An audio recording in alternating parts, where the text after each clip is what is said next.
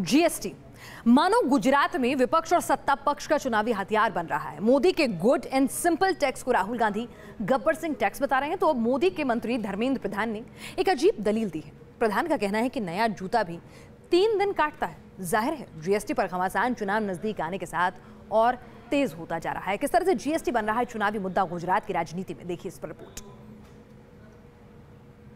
GST Gabbar Singh tax. आप भी नया जूता लेते हो तो 3 दिन काटता है। जीएसटी पर घमासान है, जुबानों पर संग्राम है। राहुल गांधी ने जीएसटी के बहाने मोदी सरकार को कटघरे में खड़ा किया, तो अब मोदी के मंत्री भी हमलावर हैं। केंद्रीय पेट्रोलियम मंत्री धर्मेंद्र प्रधान ने अपने ही अंदाज में पलटवार किया। बयानों के घमासान में धर्मेंद्र प्रधान ने जीएसटी की तुलना नए जूतों से कर दी। तो सबसे पहले सुनिए धर्मेंद्र प्रधान का बयान। देखो, जीएसटी नोटबंदी, इसकी रोजगार के साथ इसकी जितनी बड़ी हवा खड़ा की जाती है, कोई भी आप भी नया जूता लेते हो तो 3 दिन काटता है, चौथे दिन सेटल हो जाता है। आज क्या गरीबों के लिए व्यवस्था टैक्स जो दे सकते हो देनी नहीं चाहिए? क्या टैक्स की नेट बढ़नी नहीं चाहिए? टैक्स की सरलीकरण नहीं होनी चाहिए थी? एक कहावत पुरानी है, लेकिन सियासत में अब ये रवायत चल निकली है। मीठा मीठा गप और कड़वा कड़वा थू। शायद इसलिए जीएसटी पर तर्कों के तीर चल रहे हैं। वो सद्बुद्धि भगवान दे, क्योंकि उनकी सरकारों ने भी जीएसटी लाने में भरपूर इनको पिछले दिन तक तो दिक्कत था कि हमें क्यों श्रेय नहीं दिया जा रहा है जीएसटी को लाने में। हमने तो श्रेय दिया उनको। अगर अपनी जो व्यक्ति अपने ही प्रधानमंत्री को नॉनसेंस कहते हैं, वो इस प्रकार के शब्द कहने में वो आदी है, उनकी एक मजबूरी है। देखिए, हमारा भी यही कहना है कि भारतीय जनता पार्टी और प्रधानमंत्री को जूते में और जीएसटी में कोई फर्क नजर नहीं आ रहा है। यही परेशानी की बात है कि वो जीएसटी को भी जूते के बराबर समझ रहे हैं और जीएसटी को ठीक तरह इम्प्लीमेंट इसीलिए नहीं कर पाए कि वो जीएसटी को जूता समझते थे। और उनसे मैं ये कहूँगा कि थोड़ी अपनी मालूमात बढ़ाएं।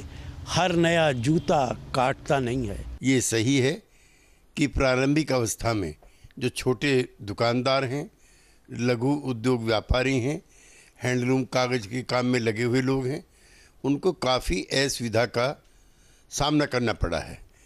लेकिन ये उदाहरण ठीक नहीं है और मुझे लगता है कि आने वाले समय में जो कुछ अर्थव्यवस्था के अंदर जो बाधाएं पैदा हुई हैं, वित्त मंत्रालय और वित्त मंत्री उनका ध्यान रखे हुए हैं। वैसे जीएसटी को लेकर हो रही दुश्वारियों से मोदी सरकार भी अनजान नहीं।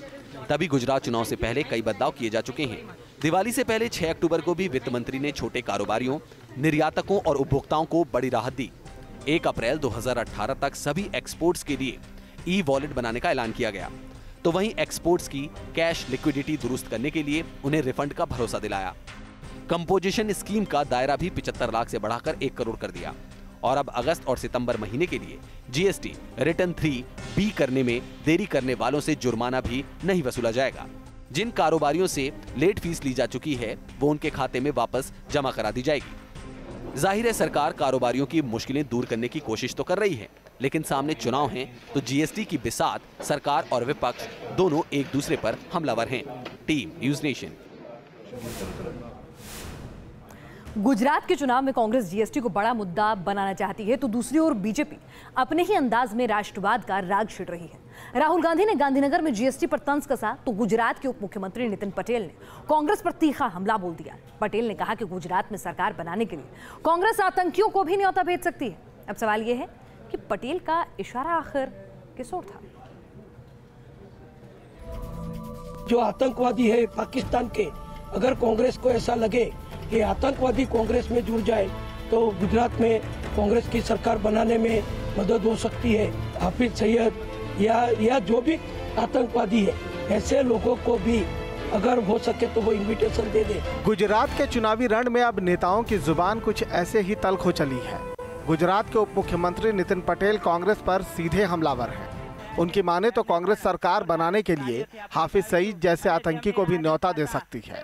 जेएनयू में भारत माता के विरुद्ध जिन्होंने स्लोगन किए, ऐसे लोगों के बीच राहुल गांधी गए थे और उनको प्रोत्साहन दिया था। ऐसी ही एक व्यक्ति गुजरात में भी है, जो व्यक्ति ऐसे लोगों के साथ जुड़ी हुई है। उस व्यक्ति को भी प्रोत्साहन दिया कांग्रेस ने, जिन्होंने पाकिस्तान जिंदाबाद बोला है। ऐसे लोगों के साथ जुड़े हुए गुजरात के एक युवा के साथ कांग्रेस ने भी उनको निमंत्रण दिया। अब नितिन पटेल को कांग्रेस का किसको न्योता देना रास नहीं आ रहा, ये आप खुद तय कर लीजिए, लेकिन उनके बयानों पर जो सियासी संग्राम छिड़ा है उसे भी सुन लीजिए। ये तो हम कह रहे हैं, इतने वो घबरा गए हैं, एक इतना कॉन्फिडेंस लूज हो गया उन लोगों का, वो कुछ भी कह सकते हैं। पर गुजरात की जनता समझ चुकी है किस प्रकार से झूठे वादे करके मार्केटिंग करके लोग सत्ता में आए थे। अब ये पूरे एक्सपोज हो गए, देश के अंदर भी प्रदेश के अंदर भी। नितिन भाई तो सिर्फ प्रेस के लिए रखे गए हैं, बैठना था सीएम की कुर्सी पर, सिर्फ प्रेस ही कर रहे हैं। और उसके साथ मैंने कहा ना कि दो लोग और जुड़ गए, वो भी अब प्रेस करने में लग गए। तो 3 लोग बैठकर प्रेस करते रहे, लोगों को मजा आता है, क्योंकि आजकल तो कॉमेडी सीन भी नहीं चलते। सवाल ये है कि नितिन पटेल के बयान का मकसद क्या है? क्या कांग्रेस पर उनका ये तंज गुजरात में वोटों के समीकरण को साधने में सहायक होगा? क्योंकि कई बार ऐसे बयान नुकसान भी पहुंचा जाते हैं। कभी मोदी को मौत का सौदागर कहने वाली सोनिया गांधी की कांग्रेस को तो शायद इसका इल्म पहले से है। अब बीजेपी के लिए राजनीति में आतंक का जुमला फायदा पहुंचाता है या नुकसान, ये देखने वाली बात होगी। अहमदाबाद से पूरव पटेल के साथ टीम न्यूज़ नेशन। और अब खबर राजस्थान से, जहां विवादित विधेयक पर भारी विरोध के बाद वसुंधरा सरकार आखिरकार बैकफुट पर नजर आ रही है। राज्य सरकार ने अब इस बिल को सेलेक्ट कमेटी के पास भेज दिया है, यानी ये बिल अब ठंडे बस्ते में चला गया है। दरअसल बात यह है कि इस बिल के विरोध में वसुंधरा को अपने ही लोगों के विरोध का सामना करना पड़ रहा था, और किस तरह से एक तरह से ये मीडिया की आज़ादी पर अंकुश था, और ये जो सत्ता में बैठे लोग हैं उनको किस तरह की प्रिविलेज दे रहा था, ये जानते हैं इस रिपोर्ट में। हम चाहते हैं बिल विड्रॉ हो, इस बिल का राजस्थान में कोई स्थान नहीं। इस अध्यादेश को ही वापस सरकार ले और इस सिलेक्ट कमेटी की कोई आवश्यकता नहीं। 2 विषय पर विशेष एक तरह से आक्रोश आ रहा था। एक तो इसमें मीडिया को जोड़ा और 2 साल तक की सजा का जो प्रावधान किया। राज्य सरकार पर इतना दबाव पड़ा कि रात को इन्होंने निर्णय ले लिया कि प्रवर समिति को भेज के इसको एक बार लटका देंगे। अब इसे विरोध का असर कहिए या फिर विपक्ष के नेताओं का दबाव, विवादित बिल के मामले पर राजस्थान की वसुंधरा सरकार बैकफुट पर आ गई है। अफसरों को बचाने वाले विवादित विधेयक को राज्य सरकार ने सिलेक्ट कमेटी में भेज दिया है। कहा जा रहा है कि वसुंधरा राजे ने कैबिनेट के सीनियर मंत्रियों से इस मसले पर बातचीत के बाद ये फैसला लिया है। सीआरपीसी के अमेंडमेंट का बिल कल शाम मुख्यमंत्री जी ने जो समीक्षा इसकी की थी, एक बैठक बुलाई थी उन्होंने वरिष्ठ मंत्रियों की, उसमें निर्णय हुआ था कि इस बिल के प्रोस एंड कॉन्स सबके लिए इसको एक बार प्रवर समिति को सौंप दिया जाए, और प्रवर समिति से रिपोर्ट के पश्चात इसको संशोधित रूप से हम फिर लेकर आएंगे। इस बिल को लेकर विधानसभा में भी जबरदस्त हंगामा देखने को मिला। विपक्ष के नेताओं ने सदन में राज्य सरकार के खिलाफ हल्ला बोल दिया और इस विधेयक को रद्द करने की मांग की। ये जनतंत्र में जनता का दबाव सबसे बड़ा होता है। मीडिया खिलाफ, बार खिलाफ, जनप्रतिनिधि खिलाफ, सिर्फ कुछ वरिष्ठ लोग इसके पक्ष में थे। इसलिए राज्य सरकार पर इतना दबाव पड़ा कि रात को इन्होंने निर्णय ले लिया कि प्रवर समिति को भेज के इसको एक बार लटका देंगे। कहा यह भी जा रहा है कि इस विधेयक के खिलाफ राजस्थान हाईकोर्ट में 2 जनहित याचिकाएं दायर होने के बाद सरकार पर दबाव बढ़ गया था। वसुंधरा राजे ने कुछ वरिष्ठ मंत्रियों के साथ इस बिल को लेकर एक दिन पहले अलग से चर्चा भी की थी। बीजेपी के कुछ विधायक भी इस विधेयक के विरोध में नजर आ रहे थे। बिल को लेकर राज्य सरकार की छवि पर भी सवाल उठने लगे थे, जिसके बाद इस विधेयक को सिलेक्ट कमेटी के पास भेजने का फैसला लिया गया। आज की तारीख में ये लागू है। विधानसभा में ये पेश हो गया कल, अर्थात 23 तारीख। इसके ठीक 42 दिन तक इस सेलेक्ट कमेटी को इसको सुपुर्द किया। इसकी 42 दिन तक इसकी अवधि है। इस 42 दिन में पास करके वो आगे भेजेंगे तब तो है। अगर इससे अधिक समय लगा तो ये अध्यादेश जो है ना वो अपने आप निरस्त हो जाता है। एडिटर्स गिल्ड ने भी सरकार से बिल वापस लेने की मांग की थी। चौतरफा विरोध के बीच वसुंधरा सरकार ने विवादित विधेयक को सिलेक्ट कमेटी के पास भेजकर अपनी भूल सुधारने की कोशिश जरूर की है, लेकिन पूरे मुद्दे पर विपक्षी कांग्रेस को बैठे बैठाए मुद्दा जरूर मिल गया है। वजह चाहे कोई भी रही हो, मगर विधेयक की खामी ने सरकार को एक और जहां बैकफुट पर आने के लिए मजबूर कर दिया, तो वहीं कांग्रेस को मीडिया की सुर्खियों में ला दिया। लेकिन सरकार है तो अपना अहम भी जिंदा रहेगी। सरकार ने साफ कर दिया, विधेयक भले ही प्रवर समिति को सौंपा जा रहा हो, लेकिन 42 दिन तक अध्यादेश प्रभावी रहेगा। वीडियो जर्नलिस्ट महेश शर्मा के साथ लाल सिंह फौजदार, न्यूज नेशन, जयपुर। सिनेमाघरों में राष्ट्रगान बजने के दौरान खड़े होने के मामले में सुप्रीम कोर्ट की नई टिप्पणी सामने आई है। कोर्ट ने कहा है कि सिनेमाघरों में राष्ट्रगान बजने पर लोगों को खड़े होने पर बाध्य नहीं किया जा सकता। सरकार चाहे तो इस मामले पर नए नियम जरूर बना सकती है। वहीं इस मामले पर सियासी हलकों में भी अब संग्राम छिड़ चुका है। सुप्रीम कोर्ट के इस बयान के बाद क्या कुछ हलचल हुई राजनीतिक खेमे में, आइए आपको दिखाते हैं ये रिपोर्ट। सिनेमाघरों में राष्ट्रगान के दौरान खड़े होने के मामले पर उस वक्त नया मोड़ आ गया जब सुप्रीम कोर्ट ने इस मामले पर नई टिप्पणी की। इस संवेदनशील मामले की सुनवाई करते हुए देश की सर्वोच्च अदालत ने कहा कि देशभक्ति साबित करने के लिए राष्ट्रगान के दौरान सिनेमा हॉल में खड़े होने की जरूरत नहीं है।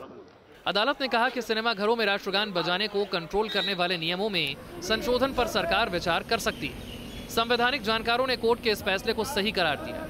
इसको अगर कंपलसरी बनाना है तो ज्यादा सॉलम ओकेजन में बनाना चाहिए पहले, जैसे फॉर इंस्टेंस जब पार्लियामेंट जब बैठे तब उसको प्ले किया जाए, गवर्नमेंट ऑफिसेज जब स्टार्ट हो तब प्ले किया जाए, कोर्ट्स जब स्टार्ट हो तो प्ले किया जाए। सिनेमा हॉल जो है वो एंटरटेनमेंट का एक जगह होता है और वहां पर मैंडेटरी करने के पहले ऐसे इंपॉर्टेंट फंक्शंस में मैंडेटरी करें, गवर्नमेंट ऑफिसेज में मैंडेटरी करें। वहीं सियासी हलकों में भी इस मसले पर प्रतिक्रिया देखने को मिली। AIMIM नेता असदुद्दीन ओवैसी ने राष्ट्रगान पर सुप्रीम कोर्ट की टिप्पणी पर खुशी जताई और कहा कि नेशनल एंथम के दौरान खड़े रहना किसी की देशभक्ति का इम्तिहान नहीं हो सकता। अगर कोई सिनेमा हॉल जा रहा है और वहां पर आप अपने किसी को खड़ा कर रहे हैं, मुझे लगता है कि गैर मुनासिब बात है। हाँ, 15 अगस्त हो, 26 जनवरी हो, कोई ऑफिशियल फंक्शन हो, पार्लियामेंट का सेशन का आगाज हो रहा हो तो यकीनन होना चाहिए, मगर ये एक टेस्ट तो नहीं बन सकता किसी की इस मुल्क से मोहब्बत का और वफादारी का। और अगर सुप्रीम कोर्ट का ऑब्जर्वेशन रहा है तो बिल्कुल मैं उससे मुत्तफिक हूँ। सुप्रीम कोर्ट ने 30 नवंबर 2016 को दिए आदेश में कहा कि सिनेमाघरों में फिल्म शुरू होने से पहले राष्ट्रगान चलाया जाए और इस दौरान सिनेमा हॉल में मौजूद तमाम लोग खड़े होंगे। साथ में अदालत का यह भी निर्देश था कि जब सिनेमा हॉल में राष्ट्रगान बजाया जाए तब पूरे वक्त राष्ट्रीय झंडा पर्दे पर दिखाया जाए। सुप्रीम कोर्ट ने कहा कि राष्ट्रगान का सम्मान संविधान के अनुच्छेद 51A के तहत मौलिक कर्तव्य में शामिल है। कोर्ट की टिप्पणी के बाद अब गेंद सरकार के पाले में है। अब देखना होगा कि केंद्र सरकार इस मामले पर क्या रुख अपनाती है। Team news nation. और खबर उड़ीसा से, जहां पर आपको बताएं कि किस तरह से मयूरभंज इलाके में अवैध शराब पर संग्राम छिड़ गया। अवैध शराब की वजह से नाराज महिलाओं ने कैसे मोर्चा खोल दिया और दारू के अड्डों पर धावा बोल दिया। खुद ही उन्होंने कानून व्यवस्था अपने हाथों में ले ली। इस दौरान उनकी पुलिस से भी भिड़ंत हो गई। गुस्साई भीड़ पर पुलिस ने लाठीचार्ज किया, जिसमें कई महिलाएं जख्मी हुई हैं। बावजूद उसके महिलाओं ने अवैध शराब की दुकानों को तोड़कर ही दम लिया।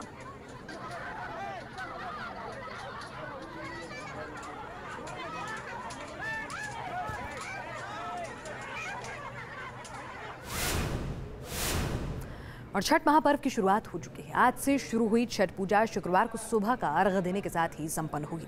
लेकिन इस मौके पर पटना से कुछ ऐसी तस्वीरें आई हैं जो इस महापर्व की महानता में और इजाफा कर रही हैं। दरअसल यहाँ मुस्लिम समुदाय के लोग भी छठ पूजा में बढ़ चढ़कर शिरकत कर रहे हैं, क्योंकि ये प्रकृति की उपासना है।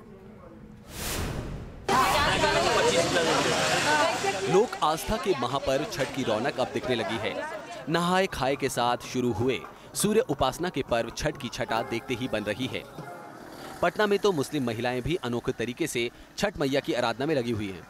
जहां एक और मुस्लिम महिलाएं बच्चों की सलामती के लिए सूप उठाती हैं, वहीं ये महिलाएं पिछले 40 सालों से छठ पूजा के लिए चूल्हा बनाने का भी काम कर रही हैं। 40 साल से हम लोग बना रहे हैं चूल्हे। अब देखते हैं, सुविधा होता है, परवैती ना आता है बाहर से, वो चूल्हा चक्की ले ले चल जाता है, पर्व करके अपना चल जाता है। छठ पूजा के लिए दीदी वाला बनाते हैं चूल्हा, शुद्ध होता है, ले जाता है, खुशी से ले जाता है, खुशी से बेचते हैं हम लोग। पटना के पौष इलाके में सड़क किनारे चूल्हा बनाते ये हैं मोहम्मद चांद, मकून और बलीजान। ये लोग पिछले 40 सालों से छठ के लिए चूल्हा बनाकर परिवार का पेट पाल रहे हैं और लोग खुशी खुशी इनसे चूल्हा खरीद कर ले जाते हैं। लोक आस्था के महापर्व की जो नींव पड़ती है वो सड़क किनारे मोहम्मद बलिदान, मोहम्मद मकून और मोहम्मद चांद जैसे लोग देते हैं चूल्हे की तैयारी करके। कितने साल से चूल्हा बना रहे हैं? कम से कम हम 40 साल से बना रहे हैं सर। कभी कोई नहीं प्रचार था। पहले हम लोग केला बेचते थे भारत में, तो केला आया बरबैतीन कि भाई चूल्हा है, हम कहे ला माजी चूल्हा के, तो चूल्हा पर खरना होता है, जो चूल्हा बनाइएगा तब बिकेगा।